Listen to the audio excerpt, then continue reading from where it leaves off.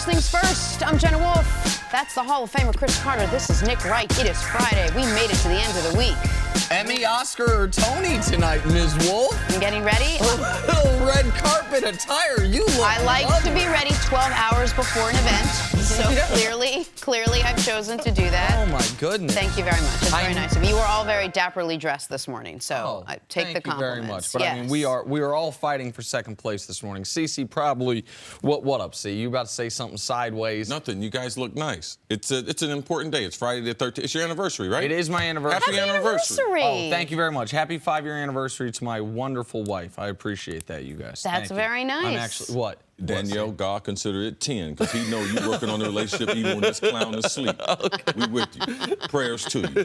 Thank you for saying that. It's very nice of you. All right, we got a good show. Yeah, let's do it. Got a lot of basketball to talk about. Big weekend coming up. Bad beat for my wife that our anniversary week Falls is on you. first weekend of the NBA Surprised playoffs. it wasn't the Super Bowl. Like, That's a equally tough as disturbing. one. No, she saw the playoff schedule. Right, she knew. She's an NBA wife. Yeah. The NBA playoffs are finally upon us. The second season, as it's called, kicks off tomorrow at 3 Eastern, which gives us exactly 33 hours to analyze, overanalyze, and double analyze. First game up, the Warriors and the Spurs.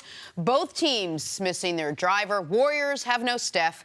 Spurs have no Kawhi. So do the Spurs have a chance to beat Golden State with their current roster? Golden State's Draymond Green weighs in.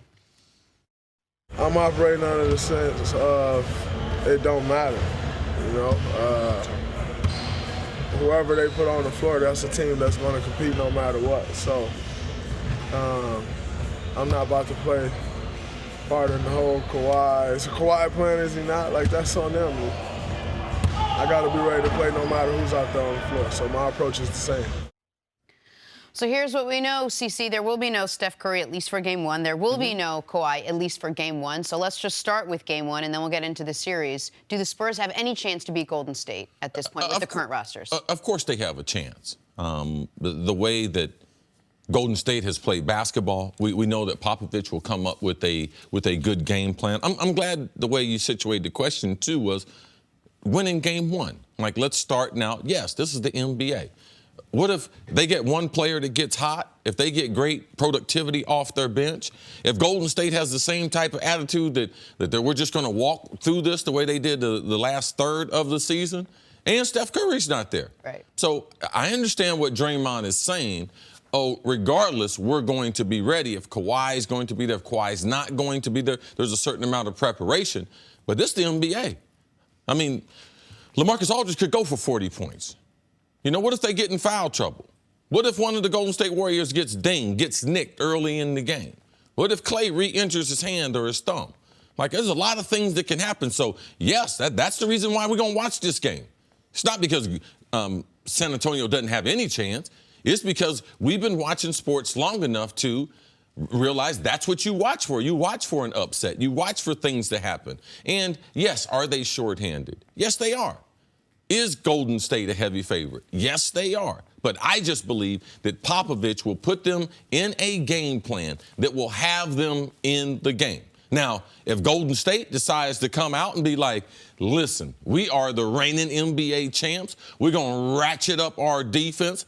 If Kevin Durant, if Steve Kerr comes up with a plan to either have Kevin Durant initiate the offense or Draymond Green initiate the offense, which I believe will lead to San Antonio getting lost in this game, yeah, I could see Golden State also running away from them. They should. They have more talent. They should be able to dominate them. The Warriors losing this series would be on par with the greatest first-round upsets in NBA history. Like, people think of, when they think of first-round upsets, I think they remember Dikembe Mutombo holding the ball over his head when the Nuggets beat the Sonics, or Allen Houston's runner when the Knicks beat the Heat. Those were 8-over-1s. But those were in a 5-game series era, when it was a lot easier to execute this type of upset because the shorter the series, the bigger chance of an upset. That's why you see more upsets in the NCAA tournament, for example. That's a 1-game series. Since we've gone to 7 games, the biggest upset that we've ever seen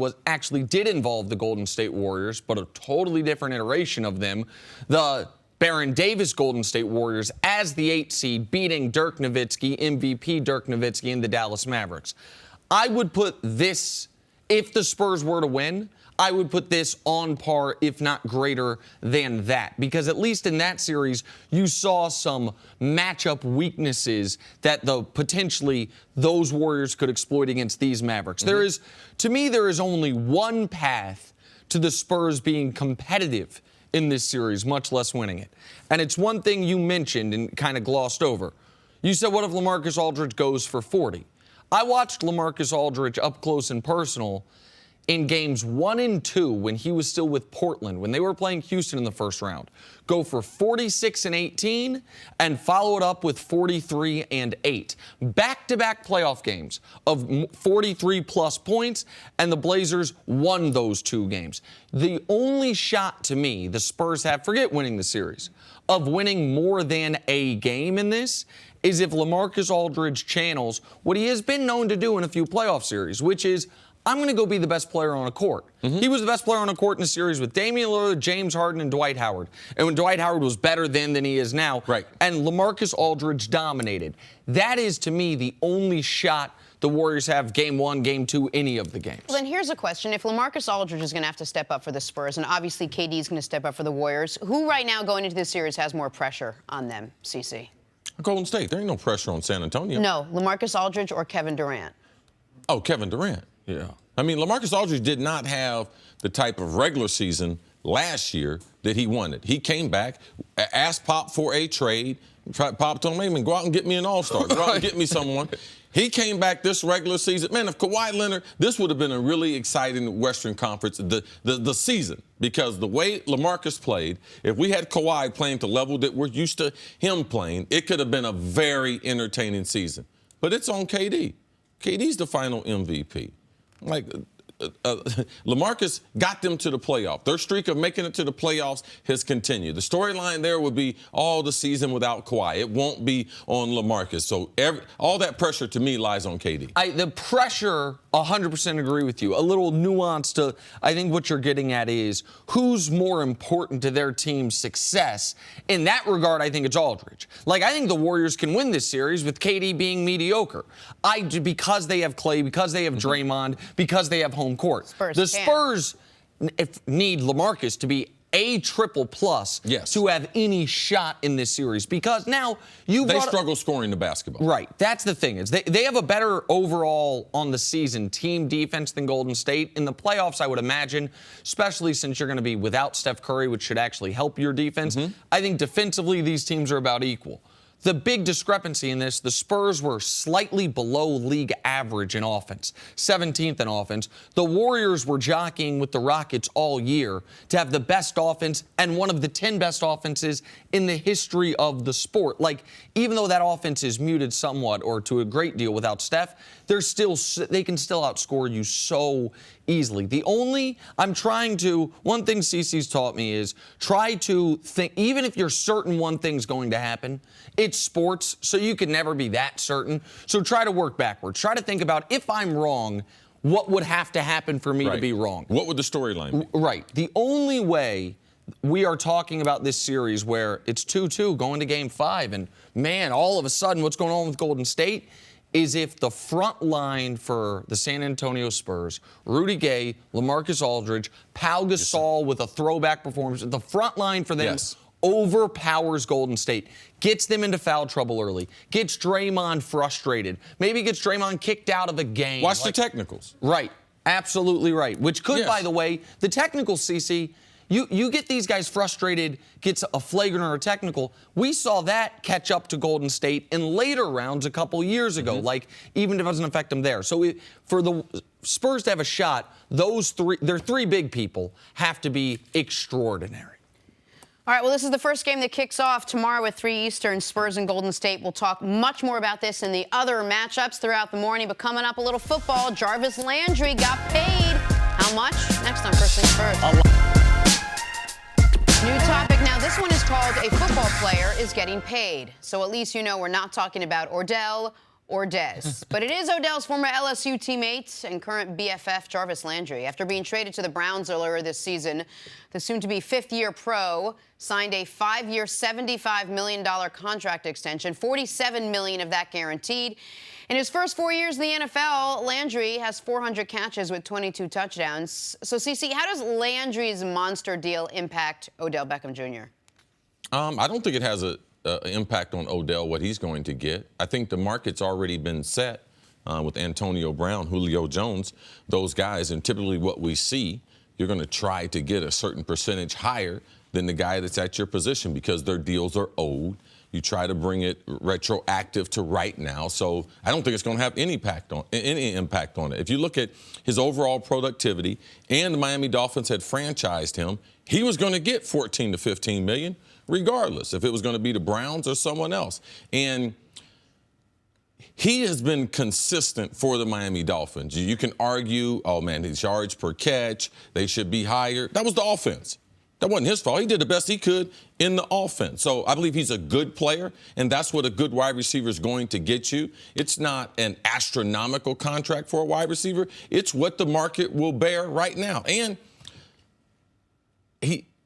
it's apropos. I would have said he could have gotten even more if he hadn't gone to a place like Cleveland. Wow. So it's not astronomical for wide receivers as a whole. It is a market setter for slot wide receivers. And so either Cleveland... I don't think they slotted him like that. Okay, well, that's what I was about to say. Yeah. Cleveland is not viewing either. They're fine with totally resetting the market for a slot wide receiver, or they're not viewing him as that. That's what he was in Miami. They must not, I would imagine, they're not viewing him like that. The knock on Jarvis Landry is what CC mentioned, the yards per catch. Yeah, I think a slot receiver, too, is a guy that couldn't start. It's not only size, what their expertise is, short area quickness, but it's also, are they a starter? Are they my number one or my number two guy? Typically, the third guy is moved in the slot. Jarvis Landry is not that. So they did not reset the market for slot receivers in paying him that $15 million. The concern is what CC mentioned, which is is he more than just a guy that's going to be a high-volume catcher without a lot of yards involved? Now, Cleveland, we believe they are leaning towards either Sam Darnold or more likely Josh Allen. Like Josh Allen, the reason you'd be drafting him is because amazing arm talent, ability to throw the ball down the field. You don't sign a receiver like this if you have those concerns about him that I do. That he's a guy that is making the most, actually, of the Miami offense as far as exploiting those short catches, because he can't, but not have the ability to be a deep threat. They clearly. But I could argue he's not the best receiver on the Browns team. They got a guy named Josh Gordon, right, who's coming back. Well, he'll be with the team for the continuum where he hadn't missed any time, the off-season workouts. Like, I could argue, man, I'm looking forward to seeing Josh Gordon after playing a few games this year. I hadn't forgot about his talent. So right now, I'm not going to surrender that Landry, he's going to be the number one option. So the quarterback might not matter because if Josh Gordon is the player I think he is their deep threat. Well, then I know that we get crosswise sometimes when we talk about the contracts, but you only have so much money to spend. He is being paid like a number one receiver. Now, they have the benefit of Josh Gordon's being paid like a number 7 receiver. He's getting paid less than, or right around $1 million a year. Like, in order for this to be money well spent, he has to at least have the upside of a number one receiver. I mean, you mentioned Julio Jones. I understand it's because he's signed it more recently, but he now makes more money per year than Julio Jones. When we're talking about Odell, he's going to be comparing himself to Mike Evans and Antonio Brown. Mike Evans, who signed for nearly $17 million a year, and Antonio Brown, who signed for $17 million. How do you think this affects Odell's contract? I mean, I think we have an obvious basement. Like, if you think that he got 5 years, $75 million, I think Odell can legitimately say, well, I am far, far better than this player, and this player's making $15 million a year. This is why I think I should make $20. The other players on a team that had $100 million in cap space too. So sometimes you're fishing, but you're fishing in the wrong holes. Like, he shouldn't be comparing himself to this player at all. And the opportunity, because he got franchised and they decided to make a trade for him, they had to pay him this contract. So Odell's in a different situation. I don't think Landry's contract will be part of the conversation as far as Odell, because I don't believe, besides being in the league the same time and them playing together in college, there's nothing you can compare in Odell's game than you can to Jarvis Landry's game. The reason that he's Landry, unless there's someone I'm forgetting, and I don't think there is, assuming Odell is going to contract this offseason, Landry will be the most recent wide receiver contract given out. Like, there's not another guy that we look at and say, oh, he's about to at this position. Not like Aaron Donald. We think Aaron Donald's about to get a huge deal, right, so that will affect other defensive linemen. The only other, I would say, premier, if that's how you view Jarvis Landry, wide receiver other than Odell that was going to get a deal this offseason was Jarvis Landry. And CeCe's point can't be forgotten, which is there is a bit of a Jimmy Garoppolo factor here, which is when you trade for a guy and he's not under a long-term contract, you're only doing that if you plan on giving him a long-term contract. And you traded for a guy who had a franchise tag. Right, so he had a one-year salary built in already. Yes. That was an average of the top 5 players at his position in the league. So he was in a position to be, based on his production, paid more than you would have slotted him otherwise. But just question about Odell. Is there someone out there whose contract you could look at to see where Odell would be? He mentioned the two as far as Mike Evans in Tampa Bay. They've been in the league relatively the same time. And the best wide receiver in football, Antonio, and him just getting that contract last season. Those are the numbers that he wants to look at. What percentage can I get over Antonio? Those are the things he should be focused on. Anything outside of that is just going to be a distraction, just getting away. Deandre Hopkins last offseason got the $16.2 million average over 5 years. Mike Evans, we mentioned, $16.5, and Antonio the $17 million, which is why, by the way, Odell, tell me if you disagree here, C. Like, Odell's wishes for 20-plus might be a little optimistic. Like, if the market right now is at 17, he could get 18. He could set the new market. But to set the market by a raise of 15 to 20%. If Jarvis Landry had gotten $17 million, it would affect Odell. If he had gotten $16 million, $16.5 million, it might affect Odell. But I don't believe it's going to affect where Odell ends up at. All right. Keep it there. Coming up, hey, how much resistance will the Indiana Pacers put up against the Cavs? We'll break that one down next on First Thing.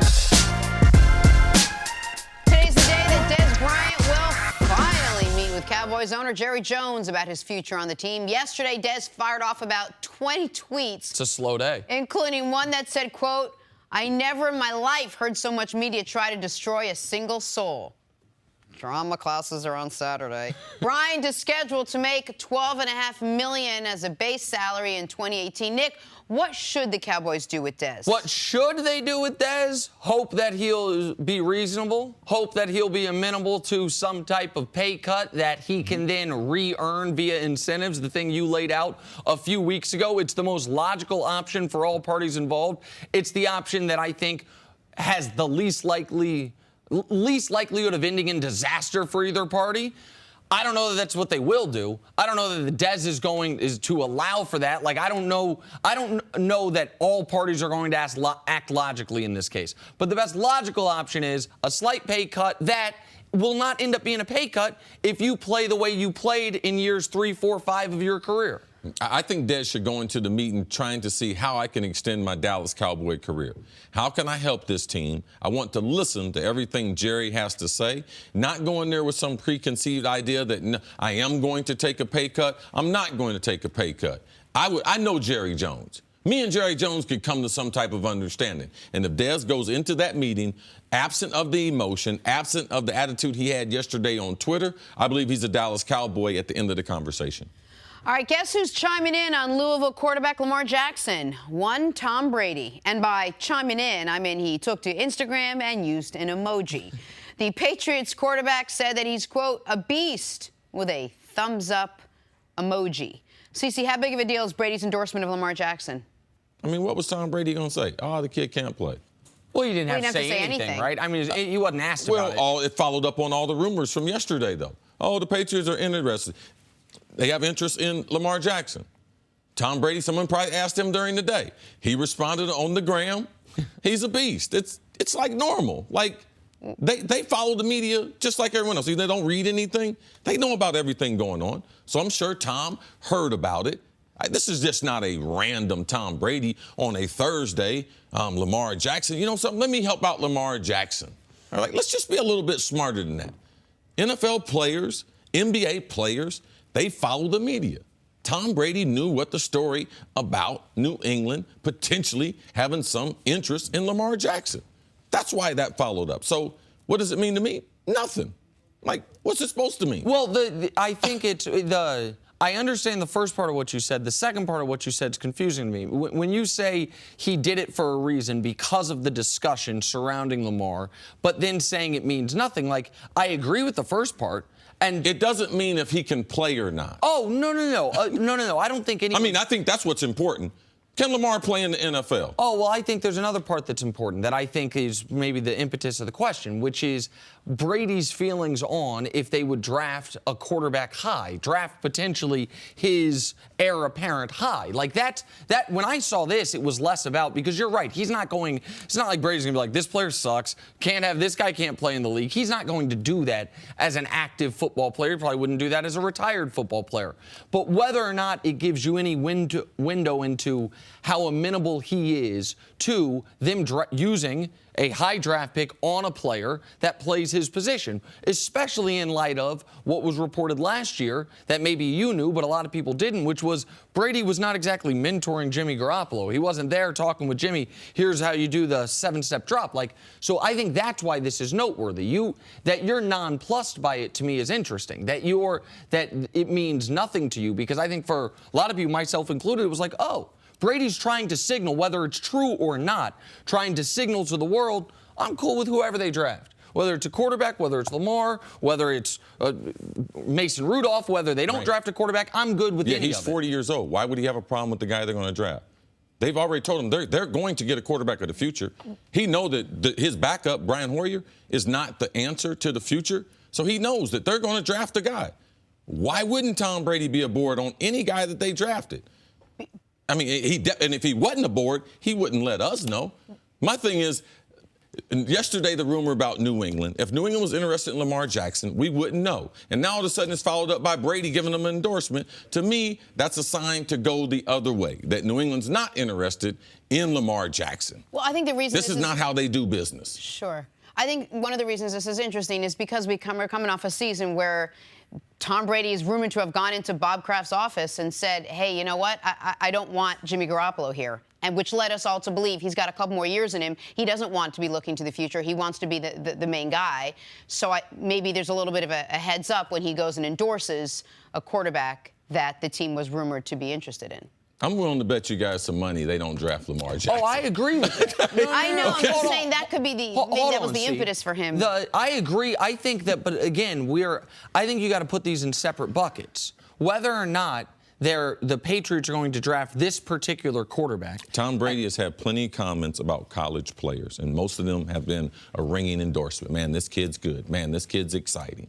Right, but aren't those comments typically when he's asked directly about it? Like the reason that he wasn't, I would feel differently if someone, it was a press conference, if someone puts him on the spot. What do you think of Lamar Jackson? Of course, he's going to say this was on his own. Right, he made 2 comments that I know of on Instagram yesterday. One was to LeBron, and one was to Lamar Jackson. Like that's why there is. I mean, you alluded to it. There is a motivation behind it. You're saying the motivation is because it was already in the news, and it might be further Patriot disinformation. Like that's noteworthy to me. Whatever the motivation is, it wasn't a random like. It wasn't where he gets caught off guard and has something to say. He made a proactive choice to do it. 2 things. If New England's interested in the player, we wouldn't know. And if New England's interested in a quarterback, I can guarantee you Tom Brady doesn't know which quarterback they're interested in.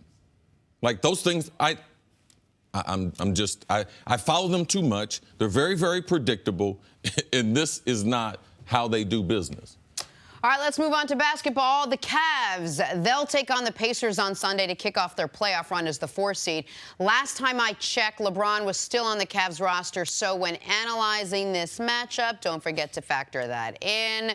Pacers were 3-1 against Cleveland this season, but again, LeBron plays for the Cavs. Nick, what do the Cavs need to do against the Pacers to prepare for the rest of the players? No disrespect, Indiana. I'm just saying this is the question we've come to. I mean, this is what Mike Fratello, Coach Fratello, said yesterday, that he thinks the Cavs, to a degree, can use the first round as almost some live practice to get ready for what a lot of people thought would be their toughest matchup in these playoffs, the Toronto Raptors. Like, we didn't think Cavs-Raptors would be round 2, but it's looking like, assuming neither one gets upset in round 1, it will be round 2. So the most important thing they have to do is figure out what the hell their rotation is. Period, point blank. Now, every team is going to change their rotation slightly in the postseason. But the Cavs, we saw game 81, their start of the second quarter unit involved 2 centers, Tristan Thompson and Larry Nance Jr. It had 2 centers, 2 point guards in George Hill and Jose Calderon, and the scoring option was JR. Like, that is not a tenable playoff lineup. So figuring out, Ty Lue said yesterday, we're going to have a 10-man rotation in the playoffs.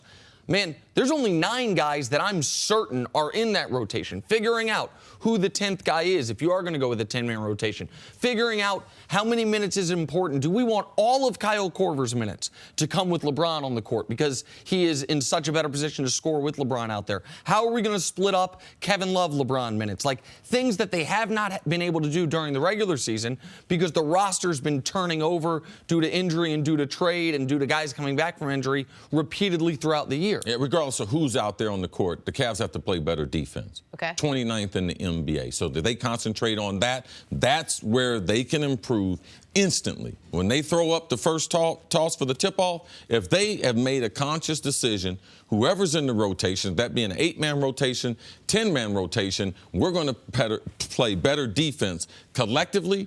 The Cavs that's what they should be concentrating on. The other thing, based on Indiana, they don't run a lot of motion the way other teams do. They don't play with a lot of pace. It boils down to they're 28th in the NBA as far as assists per field goal. So they do a lot of one-on-one or pick-and-roll basketball. So collectively, I just believe the defensive emphasis, and as individuals, when they're not assisting on buckets like that, you have to play good individual defense. So who's ever in the rotation, they're going to have to play great team defense. And also from an assist standpoint, Indiana is not moving the ball the way the rest of the teams in the NBA we have seen with the pace and the spacing. So they're more individual efforts. So I believe that collectively each person has to take it personal. And I believe that's the way that they're able to get through this series swiftly. We're looking past the Pacers. The Pacers did beat them a couple times this season. I know it was a different roster, but they've had 30 different rosters already this season. Pacers won the season series 3-1. Typically, that would concern you. The reason it doesn't so much is because of what you said, that the first couple games, it was pre-Isaiah coming back. The third game was when Isaiah was back. The fourth game was right before the trade deadline, so they haven't played as this version of the Cavs. CeCe's point about the defense, this is what to watch for. We will find out if Cleveland has a switch to flip. We found out last year in the first round they did. They were 29th in the league in defense, not over the course of the year like they were this year, but from the All-Star break to the end of the season. And then the first round, all of a sudden, LeBron's flying all over the place. The defense is markedly improved. They don't have to be great defensively against the Pacers, but they will have to be good defensively every series post the Pacers. What we'll find out in the first round is, do they have that capability? Do they have the ability to actually be an adequate NBA defense? I believe they do. I think they have the athleticism. I think they have the bodies. But I'd be lying if I said we'd seen it. Even when the Cavs were on their great stretches, it's because the offense was elite. It's not because all of a sudden they were shutting people down defensively. So that's what to watch for. Can they all of a sudden be like, oh, they're only allowing 102 points per 100 possessions instead of 109. Like, those are the things to watch for. All right, Cavaliers host the Pacers Sunday at 3:30 Eastern. Watch for that. Coming up, is Colin Kaepernick getting close to joining an NFL team? We'll have the latest on that next on First Things First. Welcome back to the show. We're now joined by Cris. What's up, Chris? Nothing much, Jenna. Sun's out, guns out. See, you got the arms. Yes. Glowing. Yeah, there you go. You go get I it, see you. Chris Canty. That's what you told me. In her I did not. Sun's in her out, red guns out. Off the air, dress. Chris. Yeah. I Guns told out. you She that did tell off you the that. air. Yeah. You got to be some kind of who you are Yeah, on yeah, there. it Don't ain't you? bragging if you got it. Exactly. Exactly You're in the gym right. every single day. Okay. Shut You off a tell little him, bit. I Chris see you, Canty. Jenna. There you I'm go. feeling humble today, so shy of flexing. I'm just going to say thank you very much for the Well, kind shoot, words. that's something new. Go ahead. Okay. Well, go ahead. You know what? I'm just going to go back Is to it New old Year's Jenna. resolution or something? There we go. Yes. What's going on? April 13th. Developments in the Colin Kaepernick conversation, Chris Canty.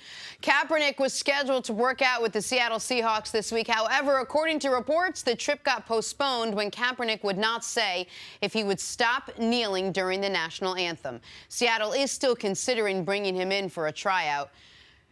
Chris Canty, what was your reaction to this news they heard yesterday?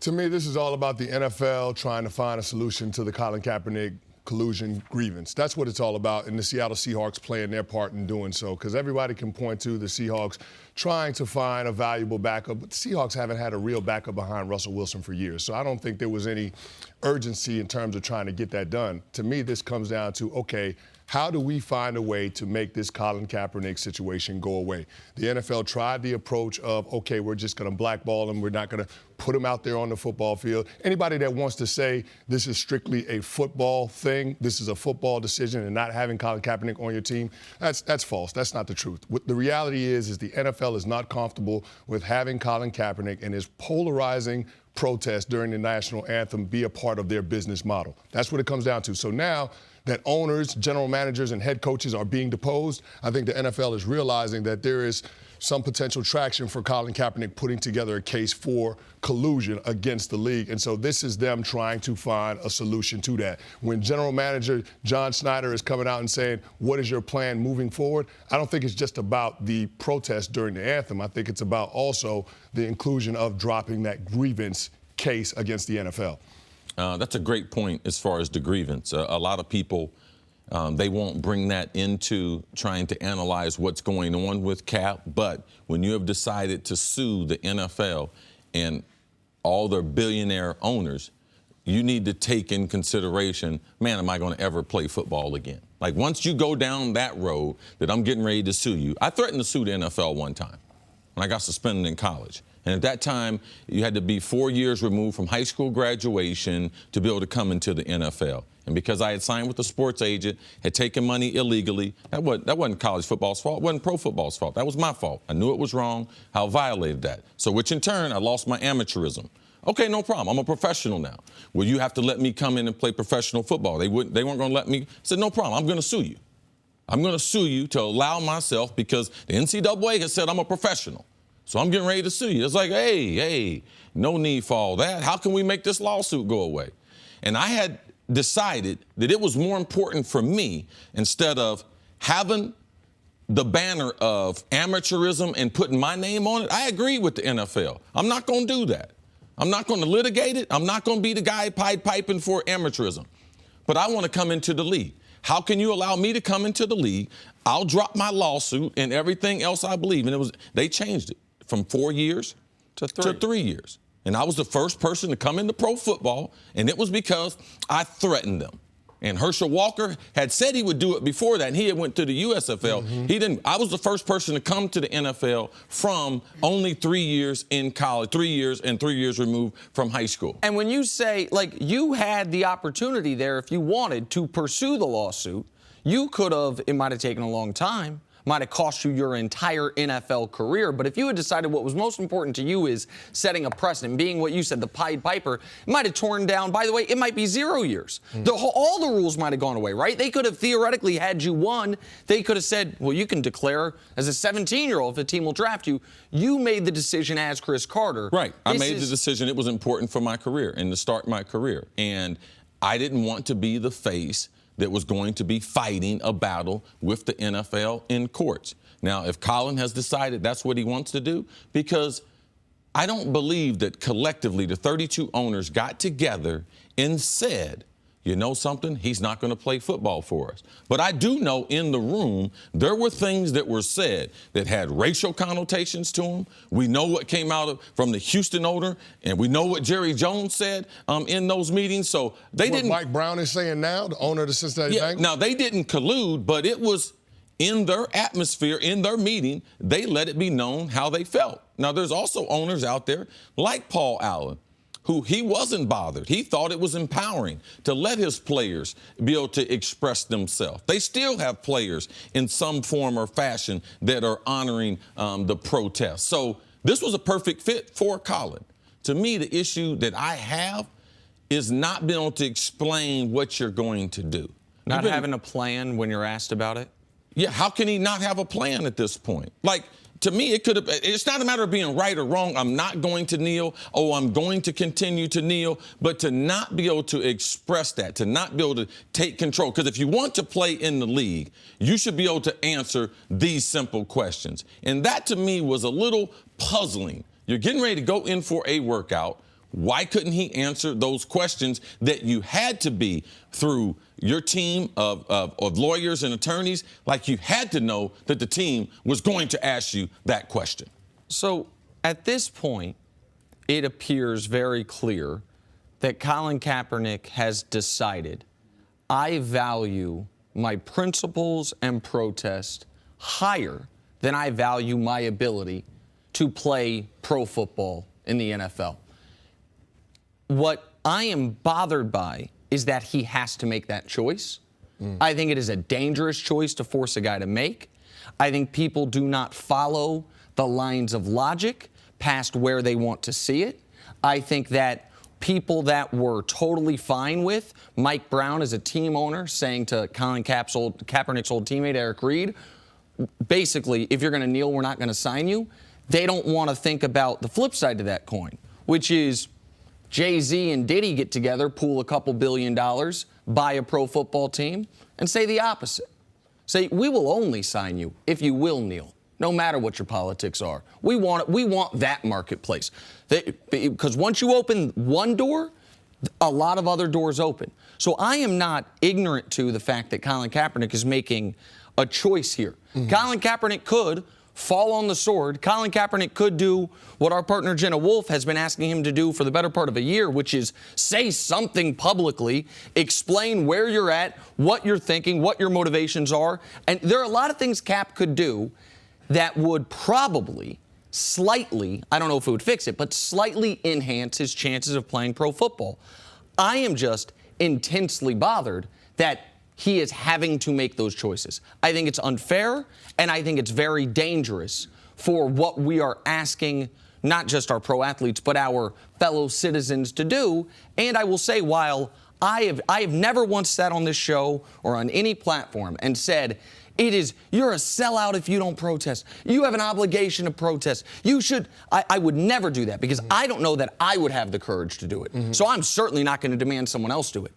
I have immense respect, though, for those that are able to put their principles and what they think is the greater good of people they don't know ahead of the greater good for their family, for the wealth you can create for people you do know, the opportunities. Because Cap, and now it would appear Eric Reed as well, are making those active choices, and that is, we need people that will do that to affect any type of change in this country. 100% agree with you. I have tremendous amount of respect for somebody that's willing to stand on one and two, stand on their feet, even when it hurts. And the fact that he's worked his entire life and potentially sacrificing his NFL career for the issues that he's protesting, which are issues, by the way, that everybody should be on board with.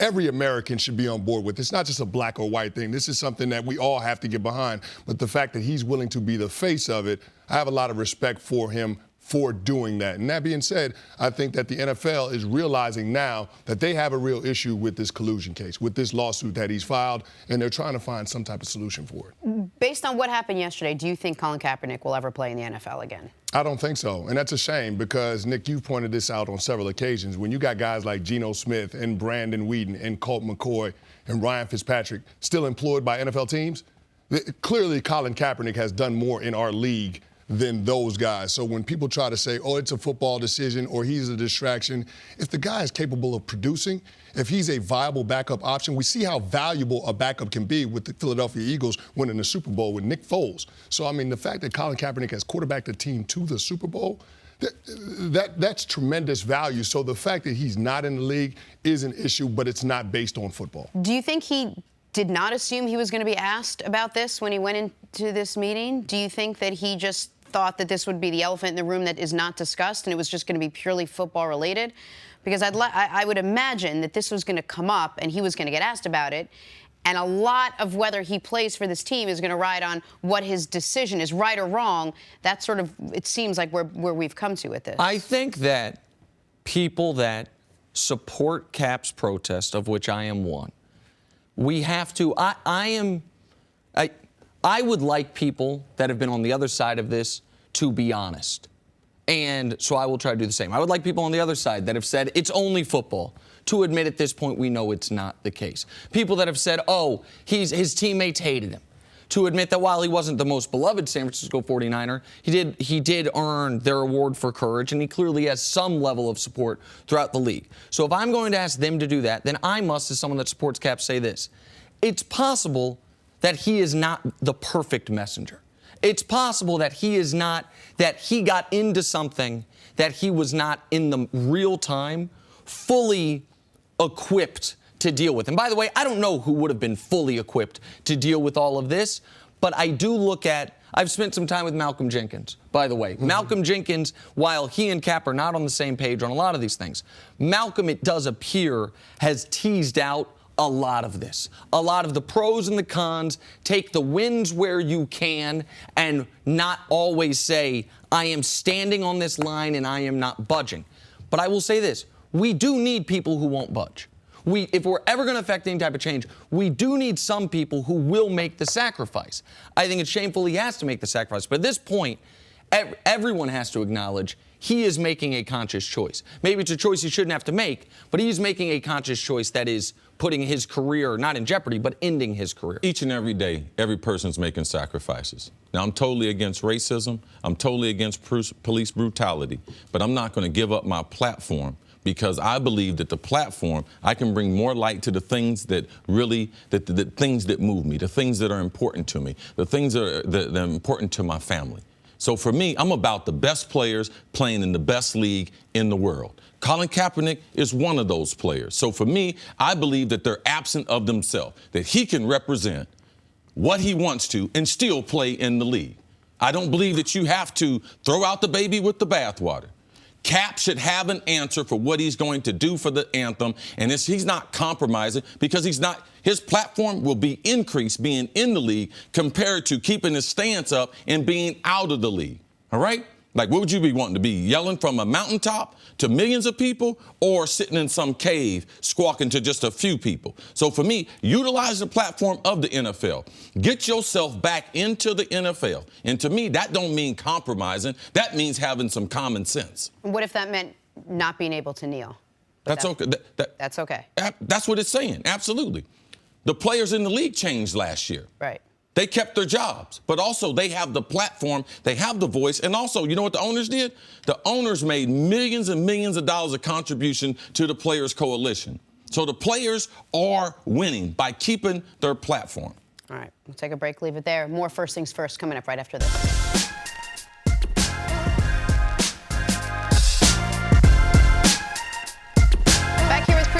Talking about the Patriots. You guys remember when Pat's offensive coordinator Josh McDaniels was going to be the Colts head coach, but then changed his mind at the last minute to stick with the Pats? Classic NFL offseason shenanigans. There was chatter that it was Tom Brady who orchestrated that, or maybe Bill Belichick who convinced him to stay. But according to reports, Robert Kraft was the driving force in keeping Josh McDaniels around. Cris, what does this tell you about the future of the New England Patriots? The leadership in the New England Patriots is going to change in the next couple of years. And I'm not talking about with the ownership. I'm talking about with the head coach, Bill Belichick. After we heard some of the grumblings after the Seth Wickersham article highlighting some of the issues that Tom Brady had with Bill Belichick about limiting the access for his trainer and TB12 method and all of that at the team's facility, you realized at that point that, okay, this marriage is about run its course. It's almost time for transition away from the head coach into another voice, another person to lead the Patriots into the future, because Bill Belichick has done a tremendous job in establishing the culture and building the framework for them to be on this dynastic run for the better part of the last 2 decades. And so now it feels like Rob Kraft has made a decision that he's going to side with the players and side with Tom Brady in terms of moving this team forward. I felt like that was the decision that was made when he decided to trade Jimmy Garoppolo, because that was not a Bill Belichick decision. That was a Robert Kraft, Tom Brady decision. So the fact that that happened, I think Bill Belichick realized, okay, this is the first time in my tenure where a player has superseded my authority here, and that's probably something that he's not on board with. So the fact that Josh McDaniels decided that he was going to, I guess, walk away from the Colts job and stay with the New England Patriots as offensive coordinator, to me, along with that came some assurances that at some point in the foreseeable future, and probably sooner rather than later, he's going to be the head coach. Yeah, the one thing that I know in talking to Mr. Kraft, and he's a great businessman. I mean, he's made a lot of money, and he's in a number of different businesses very, very successfully, too, not just the New England Patriots. But in talking to him, he told me, I asked him, why did you get in, because he didn't necessarily have the background for a couple businesses that he's in. And I said, why did you get in these businesses? And he said, well, it came a time and point in my son's lives where people were starting to recognize them for the skill and the talent that they had. And I realized that, wow, how can these people outside, I'm their dad, I know they're talented. They're recognizing them more than I am. So I might need to create something to keep my boys from leaving me. And he was like, the number one reason why, besides them being talented and smart, I need to come up with something, man, if not, I'm getting ready to lose my boys. He said, man, having a succession plan for me and my businesses and everything I've accomplished, it's important. Like, it's important to me. So the Josh McDaniel thing, man, he wasn't going to sit back and just let the guy go out of town. He was like, man, can I have a couple words? Like, because I want a succession plan here in New England. He hears the rumors. He probably wonders, man, can I win without Brady? Can I win without Belichick? And I guarantee you, in talking to him, all the other businesses that he's involved in have been created to create a succession plan for the talented people, that being his sons, around him. And this, to me, is an extension of the other business plans that I have seen him do in recent time, and him communicating that to me. Josh is talented. Let me keep him in the fold, because I'm going to need a succession plan when Belichick and Tom Brady decide that they have had enough of pro football. And, like, this to me, this report is confirmation of the only thing that logically made sense about that meeting when Josh McDaniels is the coach of the Colts when he walks into a room, and then he's the offensive coordinator of the Patriots when he walks out of the room. Like, I don't need to be in that room to know what happened in that room. If there's a fire in the room next door and no one's in it, and Chris Canty walks in, and when he walks out, the fire's out, I don't need to have been in that room to know Chris Canty must have put that damn fire out. Like, Josh McDaniels, given what his history was at his previous head coaching job, not necessarily treating people the best way, not necessarily making the savviest picks when it came to, Tim Tebow, not necessarily following all the rules exactly like you're supposed to. This NFL rule book. Right. It's optional. Yeah. When you are where you learned that from. Right. When you are given a life raft from another organization, you know what? We don't care about that. We're going to make you the head coach. And you take the life raft so other people can't use it, and then you throw it out. You only do that if you know I got a better life raft waiting for me. I've been told. And the only person who can tell him that is not Tom Brady, is not Bill Belichick. It is only Robert Kraft. So I'm not certain the timeline of it, because I bet Belichick thinks, man, I'm a coach for another 10 years. Now, maybe Robert Kraft and Josh McDaniels, when Belichick left that room, they maybe had a little side conversation. Maybe they remove him from the group text, like, don't you worry, man. We got 2 more years.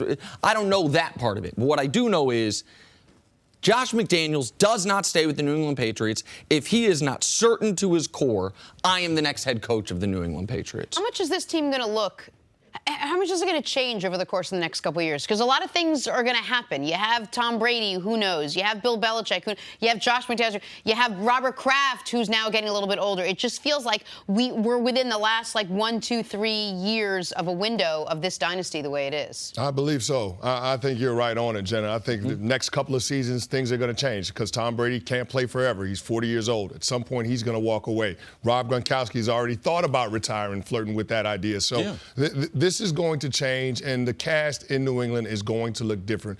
But one thing we do know is there's got to be a succession plan in place. Otherwise, Josh McDaniels does not turn down that job with the Indianapolis Colts. So I'm looking at it, and with all the noise that came out last season about how they were doing things, and there was some infighting in the building, I think it's about that time where Bill Belichick is going to walk away from the New England Patriots, and he's going to hand the baton to Josh McDaniels. They talked about it this offseason about how Belichick was going to get him involved in some of the draft plans and all of those things. I think they're getting ready for the handoff to Josh McDaniels from Bill Belichick.